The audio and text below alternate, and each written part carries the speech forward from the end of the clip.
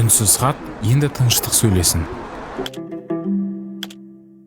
Шымкенттегі Key-Space арт резиденциясында Қара нүкте атты Аққали Закирдің жеке көрмесі ашылды. Экспозицияда әке мен ұлдың арасындағы диалог, немесе кезеңдегі ойлар мен сезімдердің көрінісі болған 7 графикалық жұмыс көрерменге ұсынылған. Бұл көрме тек суретшінің жеке тәжірибесі емес, тереңінде оның әкесі, қазақ графикасының көрнекті өкілі Қайырбай Закировтың рухани үні мен өнерге деген адалдығы жатыр. Әке мен ұл арасындағы шығармашылық сабақтастық бұл жоба өзегіне айналған. 2020 жылы Аққали мен Қайырбай бір шеберханада бірге жұмыс істеп, түрлі эксперименттік ізденістер жүргізген.